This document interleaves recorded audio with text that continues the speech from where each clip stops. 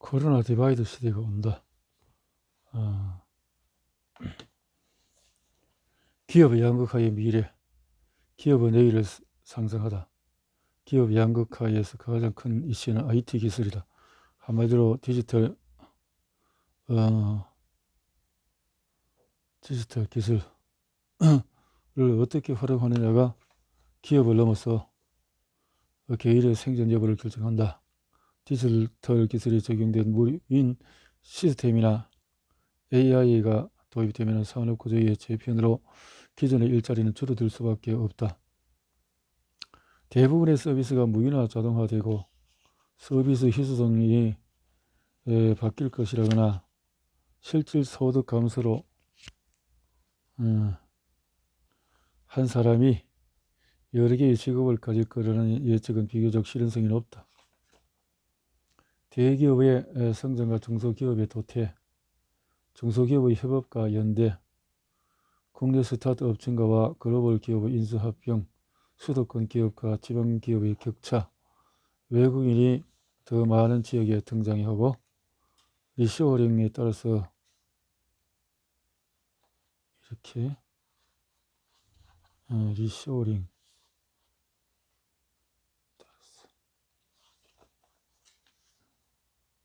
그치 이렇게 수도권 데이터 국경 방문 전문직 늘어나는 부인 점포 소수를 위한 프리미엄 기업 양극화의 현실 가능성을 재단한다.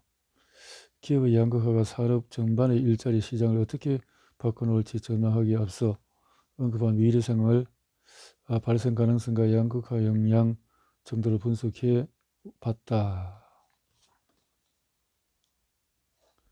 그래서 양극화, 데이터를 지배하는 IT 기업의 대성장, 코로나19는 디지털 전환을 가속함으로 비대면 문화를 확산시켰다. 손편지, 디바이드,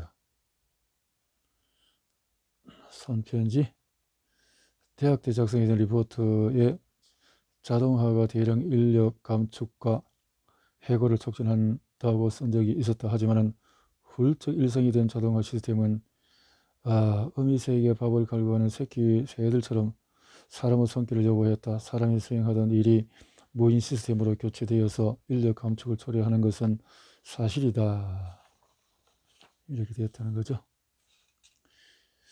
자, 이제 이장님, 가뭄이 이어져 이번 달 수도 요금이 지난달보다 약 17% 상승할 예정입니다. 다음 달 수확 예정인 애호박 판매 금액 단가를 10% 높여서 매방하겠습니다. 승인하시겠습니까? 오케이, 승인. 음성 지문을 확인했습니다. 승인 완료. 농사의 농자도 나 같은 도시 사람이 이렇게 넓은 실내 농장을 관리하고 있다니 나도 종종 놀라웠다. 물론 전자동화 시스템이 관리 중인 데다 바지런이가 곁에 있었다. 지식과 경험이 다소 부족해도 어시스턴트 시스템의 가이드를 따르면서 시도해봄직 했다. 수확할 때에 손상을 입은 작물이 누락된 거였다. 바지런이가 순진무구한 디폴트 표정으로 나의 처리를 기다렸다. 변화는 농업에 한정되지 않았다. 인건비가 저렴했던 해외 제조업 기업들이 국내로 들어오면서 제조업 일자리가 늘었고 공장 자동화 시스템을 유지관리하는 개발자들도 지방의 공장으로 꽤 많이 들어오게 됐다는 거죠. 성희 할머니가 기다리겠다는 버스 정장 근처에 무인 가게는 눈에 들어왔다. 시골에는 전에 없던 상점들이 폭발적으로 늘었다. 무인 시설이 늘면서 도시에서 외롭게 살아가던 어르신들도 상당수 지방으로 분산되었다는 분석도 있었다.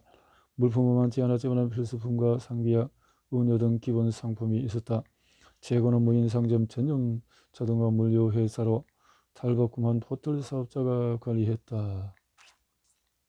점포에 비상등이 켜 있었고 들어가 보니 언제 들어갔는지 산토끼 한 마리가 서성거리고 있었다. 나는 천천히 토끼를 몰아 밖으로 내보냈다. 센서가 움직임을 포착한 모양이었는데 사람일 경우에는 구조대에 통보하지만 짐승의 경우에는 비상 통지만 주고 구조대를 보내지 않았다. 다친 토끼나 사슴이었다면 야생동물 구조대에 통보하는 게 좋을 것 같지만 수의사의 일은 아직 자동화되었다는 말이 없으므로 반려 로봇의 디자인은 다양했다. 반려 로봇 이렇게 된다는 거죠. 앞으로 시대에 자동화되어서 송이 할머니가 앉은 자리에 편지를 펼쳐 읽기 시작했다. 할머니 얼굴에 미소가 번지더니 눈물이 한 방울 떨어졌다. 편지 속 글자가 번지는 게 보였다. 남미에 거주 중이라는 손주의 편지는 디지털로 작성되어서 내 메일함에 들어와 있었다. 여자의 손글씨 서체로 변환해 우리 집 프린터로 출력해 온 거였다. 요즘 같은 세상에 눈물 한 방울에 잉크가 번지는 것은 제품이 매우 불량하거나 아니면 눈물이 번지게 하기 위해서 애초에 디자인된 가능성 잉크거나 둘 중에 하나였다. 우리 집 프린터에 세팅된 잉크는 당연히 후자였다. 할머니 연신 고맙다고 말씀.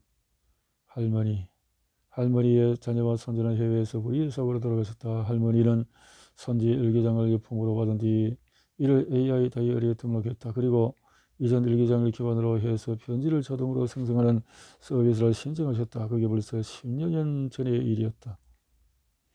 얼마 전 송이는 할머니는 알츠하이머 초기 증상을 진단받으셨다. 자신이 서비스를 신청했다는 사실조차 잊으셨지만 정해진 날짜에 정기적으로 편지가 도착하는 것 케어 로봇이 통해서 통보받고 있었다.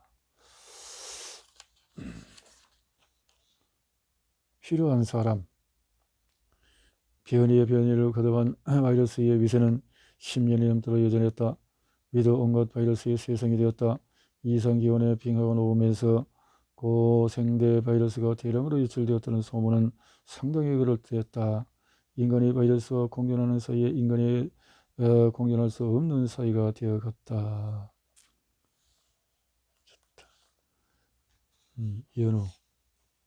연우는 메시지만 녹음한 뒤에 서비스 센터를 나왔다. 연우는 판단이 가능한 것이 창구가 아니던가. 창구. 데이터만으로 파악되지 않은 게 있을 수 있으니까요. 제가 현재 시차 있는 곳에서 원격 근무 중이라 예약은 다음 날 뭐 이런 식으로 이루어진다는 거죠. 이렇게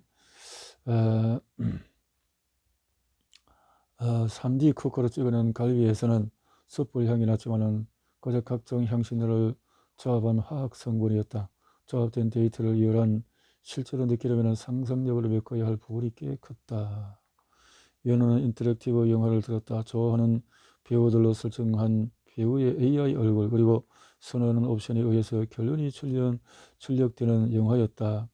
매번 너무 같은 스타일만 소비하나 하는 반성에 간혹 배우를 바꿔보기도 했지만 아무래도 선호하지 않는 스타일은 편하게 즐길 수가 없었다. 혼자는 외롭고 둘이면 짜증났다. 2가 아니라 1.5 정도가 딱 좋았다. 메타버스 안에서 결혼하면 1.5가 될 것 같았다. 라미와는 결혼까지 생각했다. 그런데 고작 0.5로 원했던 마음이 욕심이라고 생각하지 않았던 작은 욕망까지 배신당했다.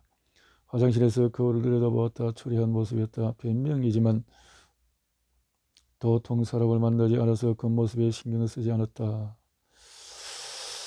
아무리 새로운 마케팅 광고이라고 이해하려 했지만 그것은 피싱이었다. 라미가 연우의 고러한 사고방식에 맞춘 챗봇이라는 것을 알기까지 무려 반년이 걸렸다. 다음날 연우는 형광조끼를 입고 출근했다. 얼마 전부터 호경 로봇과 자율주행 킥보드 등의 불법 주차를 감시하는 교통과 안전지원 단기 아르바이트를 시작했다. 옛날로 치면 불법 방치 자전거를 수거하는 거리 정비 미화원 같은 일이었다. 다음번에 어떤 일을 하게 될까?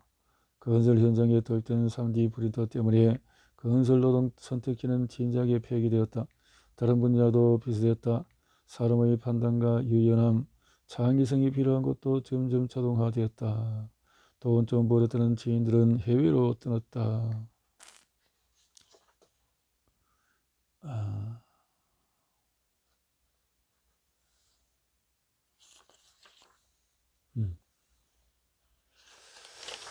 자, 5장에서 포스트 코로나 시대와 양극화 종합의 전망, 양극화 미래 종합 전망.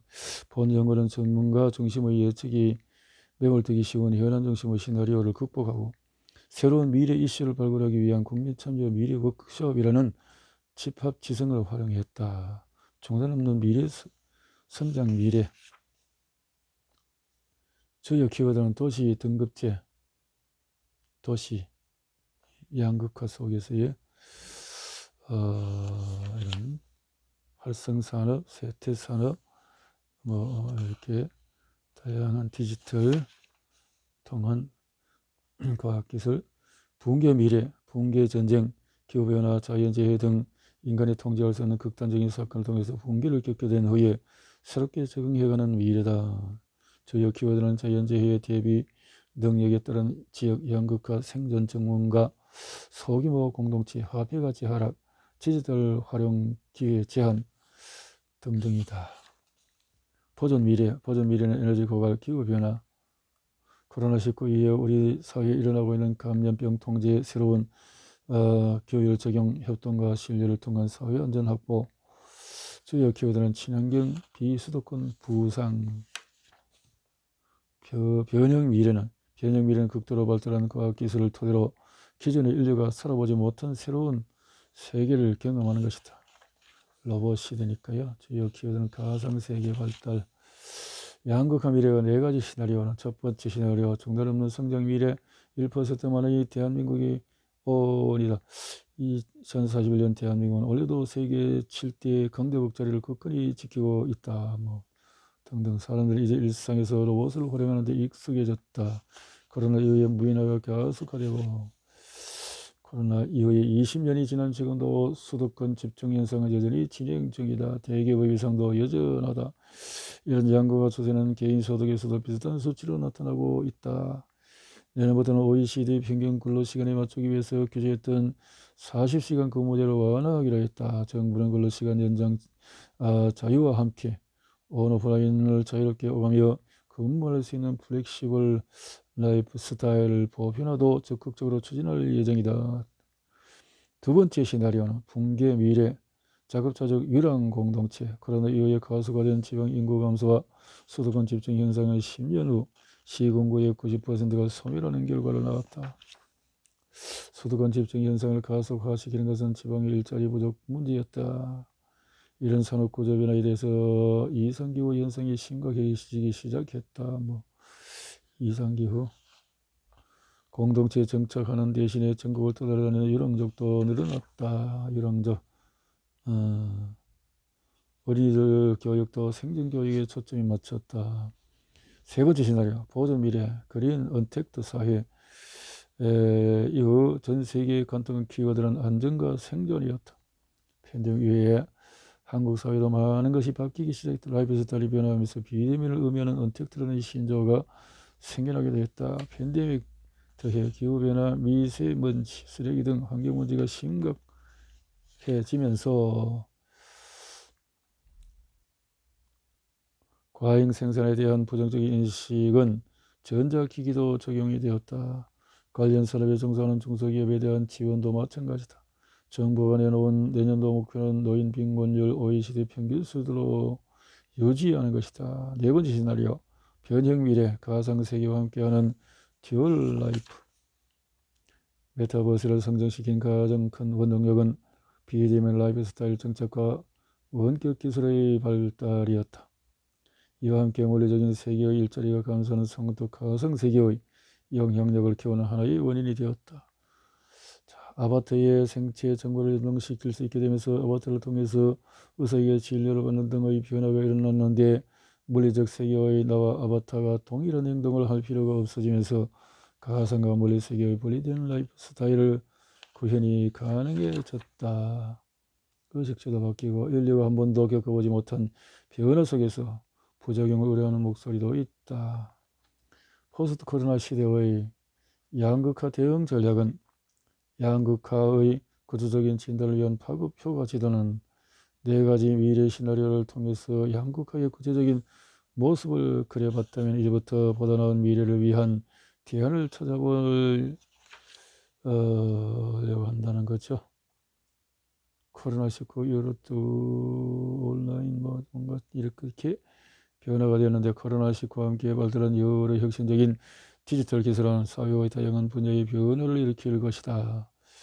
자율운추행, 지역 차원에서 이렇게 한편 사회적 거리두기와 디지털 전환에 따라서 온라인이나 공유 대학이 활성화될 수 있다. 코로나19를 통해서 비대면 포스트 코로나 시대의 양극화 순환 구조는 포스트 코로나 시대의 양극화는 지역적인 충격이 디지털의 충격으로 이것이 다시 기업에 대한 충격으로 이어질 것으로 보인다. 사회 전반에 일어나는 이런 변화는 사회적 거리두기라는 정책에서 시작되었다고 할 수 있다. 디지털로의 급격한 전환과 전반적인 경기 위축도 기업 사이의 격차를 벌렸다. 한편 사회적인 거리두기의 영향으로 원격 교육이 증가한 결과 개인의 디지털 활용 능력이 그만큼 강화되었다.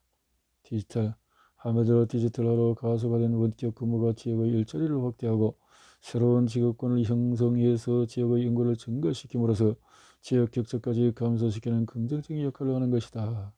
양극화의 악순환을 끊는 종합 대안은 미래사회 양극화를 막기 위해서 디지털 지역 기업 사이의 악순환의 연결고리가 장기간 지속되지 않는 데 초점을 둬야 한다. 이를 위해서 사회 전체에 대한 일괄적인 지원보다 급격히 쇠퇴하는 지역의 경기 회복에 초점을 두는 것이 좋다.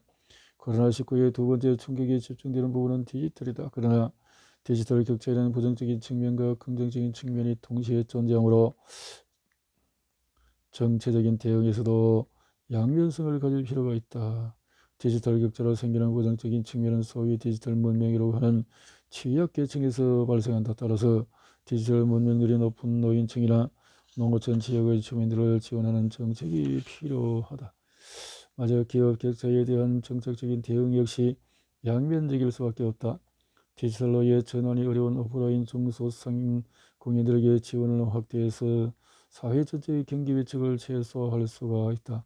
결국 디지털 지역 기업의 양극화를 완화하기 위한 정책은 세 가지의 방향을 향해 있다. 첫째, 적응력 확충이다. 둘째, 포용력 확대이다. 셋째, 생존력 강화이다.